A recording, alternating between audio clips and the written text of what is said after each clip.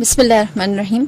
میں تھوڑا سا مقدمہ بتاتی چلوں کہ شیطان جو ہے در حقیقت وہ جیسے سب جانتے ہیں کہ وہ اللہ کی ایک اچھی مخلوق تھا، اور پھر اس کے بعد جب اسے کہا گیا سجدہ کرنے کے لیے اور ساری بات ہوئی تر اس سے گناہ ہوا اور اسے نکالا گیا. جب اسے نکالا گیا تو اس نے پروردگار عالم سے یہ کہا کہ پروردگار میں تیری سلطنت سے نکلتا ہوں، یعنی جنت سے نکلتا ہوں، لیکن جب میں تیری جنت سے نکلتا ہوں اور میں اطراف میں نظر کرتا ہوں، آگے پیچھے دیکھتا ہوں، تو مجھے کہیں پر بھی تیرے سوا کچھ نظر نہیں آتا. اگر زمین بھی ہے تو تیری ہے، اب میں جاؤں تو کہاں جاؤں؟ تو اس وقت اس نے سب سے پہلے مکان کا سوال کیا کہ میں رہوں گا کہاں پہ. تو کہا یہ گیا، جواب یہ آیا کہ جس جگہ پر بھی گناہ ہوگا وہ تیرا مکان ہوگا.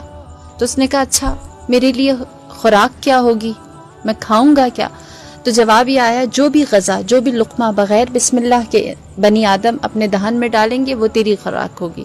لہٰذا بغیر بسم اللہ کی جتنی بھی خوراک ہمارے منہ میں جاتی ہے اس میں شیطان شریک ہوتا ہے.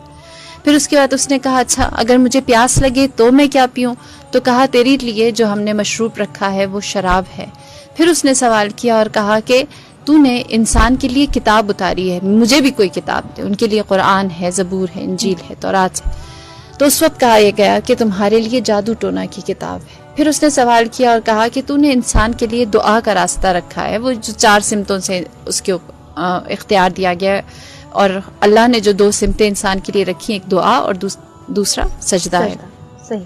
تو ان کو ہتھیار دیا ہے دعا کا اور سجدے کا، مجھے بھی ہتھیار چاہیے.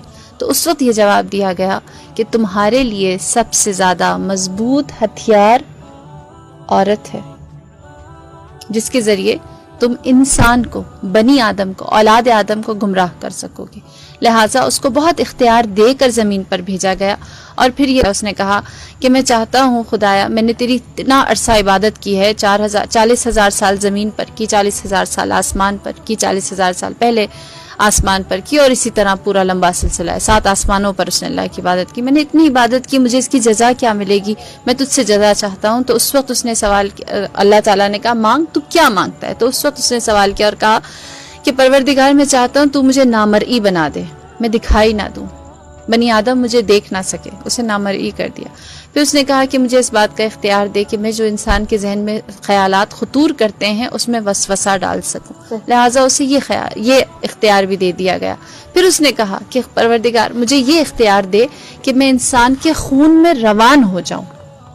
بس اس سے کہا گیا تیرے اعمال کی جزا یہ ہے کہ انسان کے خون میں رواں ہو جائے. پھر اس کے بعد اس نے سوال کیا اور کہا کہ مجھے آخری اختیار یہ چاہیے ہے کہ انسان کے اوپر جب قبض روح کی جائے گی اس وقت مجھے اجازت دے کہ میں وقت آخر انسان کی قبض روح کے وقت اس پر آؤں اور اس سے وہ چیز منواؤں جو میں منوانا چاہتا ہوں. لہٰذا شیطان کو یہ اختیار بھی دیا گیا. رہی بات کہ کیوں یہ اختیار دیا گیا، وہ عبادت جو اس نے اتنا عرصہ اللہ کی تھی اس کی جزا کے طور پر. صحیح. اور اس جزا کا سب سے بڑا جو اس کی جزا ملی ہے، سب سے بڑی جزا یہ ہے کہ خدا نے اسے موت نہیں دی. وہ حی ہے نا، بالکل وہ زندگی اور موت دینے والا ہے.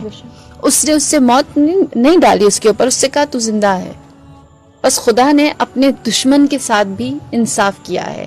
بس جب شیطان کے اوپر ہم نظر کرتے ہیں، اور اگر کبھی آپ شیطان کے اوپر ریسرچ کریں، آپ دیکھیں جتنا ہم شیطان کو جانتے ہیں نا، جتنا اس کے بارے میں ہمیں اس کی ہسٹری اور اس کا ہمارے اوپر حملہ اور اٹیک کرنے کا طریقہ اور اس کی اولادیں، اور پھر اس کے بعد وہ کن انداز سے کس طرح حملہ کرتا ہے، یہ ساری چیزیں پڑھتے، اتنا زیادہ شیطان کی جتنی شناخت ہوتی ہے اتنی رحمان کی معرفت ہوتی ہے کہ خدا نے شیطان کے ساتھ کیا رحمانیت دکھائی ہے.